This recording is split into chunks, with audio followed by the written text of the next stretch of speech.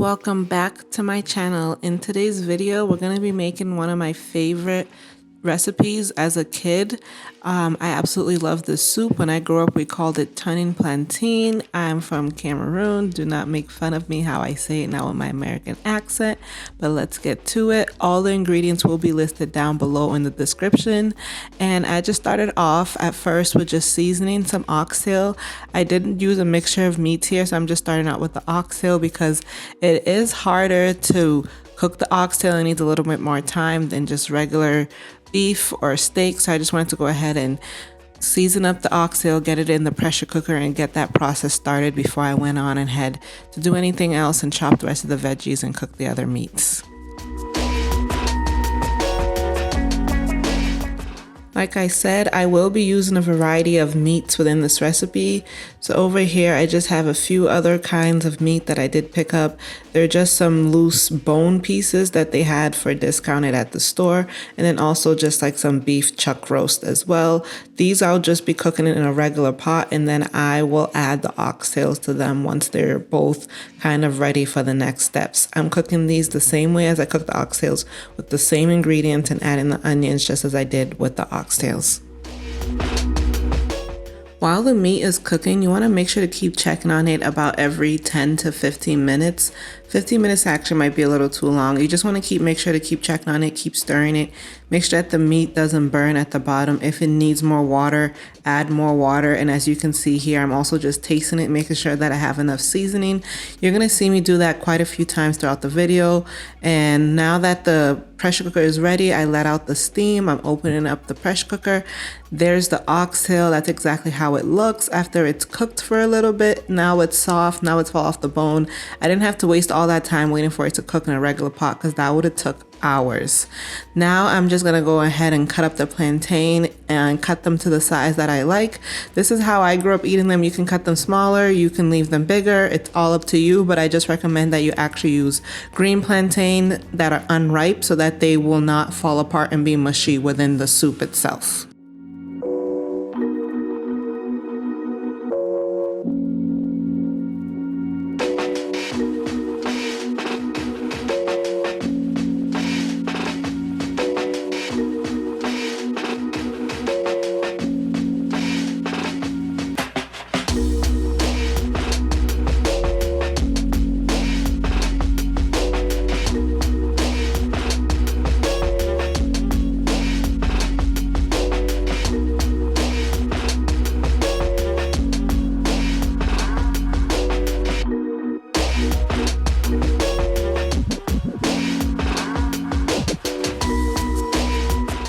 While the plantains and the meat continue to cook in the pot, I'm going to chop up my greens that I'm using for this recipe.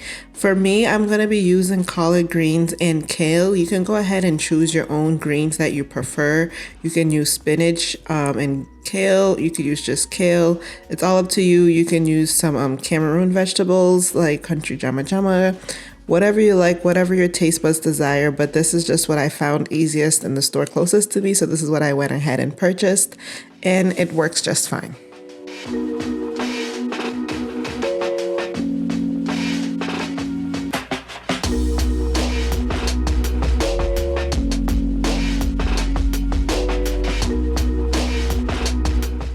I already knew this recipe would not taste the same without crayfish, but I honestly could not find it at any of my local grocery stores.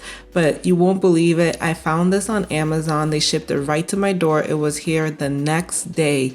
So if you live somewhere where there's not many ethnic grocery stores, or you're looking for like an international grocery store, you'd be surprised what you can find on Amazon. The price might not be, on the affordable side, but it's definitely worth it if you're just looking for like the real deal, like an authentic taste, because there's nothing else I could think about to substitute for crayfish in this recipe. So I'm just so happy that I found that on Amazon and it was able to get to me within the next day.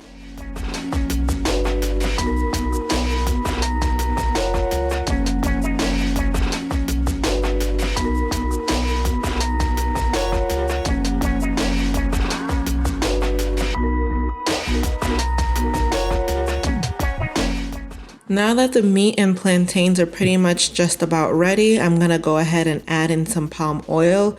You could add as much or as little palm oil as you like. The palm oil is really to your tasting, but again, this is just like an ingredient that's non-negotiable for me. I cannot make this without palm oil. I also added in the habanero peppers. As you can see, that does add spice to the food, so if you're not a spicy person or you do not want your food to be spicy, then you do not need to add the peppers. And now I'm just going ahead and adding in my greens. So you want to do these in small little batches and then mix them in, unless they're just going to have all the greens floating at the top and they won't all fit.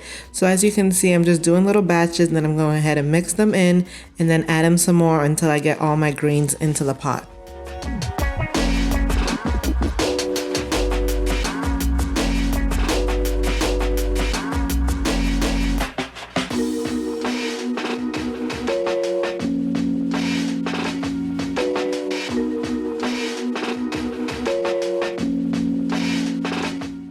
Doesn't that look just so delicious, warm, filling? This recipe was everything. I thoroughly enjoyed cooking this and eating it. It just looked so vibrant while it was in the pot just as soon as it was done cooking. And once I pop those habanero peppers, it's just going to give it a little kick of spice. And as you can see, I could not stop tasting this while the whole time I was cooking it. And this is now our final product. And this is what it looks like once I've served it in a bowl. It's really easy. You just eat it just like this. I just eat it with a spoon. I do not eat it with anything else just besides what's right there in the bowl already. So it's just an easy meal. You can pack this up for lunch as well and just reheat it. It was so filling. We ate this. We loved it. The whole pot was gone so soon. And if you like recipes like this, make sure you leave me a comment down below. If you plan on trying this recipe, also leave me a comment down below. Let me know what you think. And thank you so much for watching this video. If you're interested in more recipes, make sure you check out my other videos. Make sure you subscribe so you can be notified once I do put out another recipe. And as always, I will see you in the next video. Bye.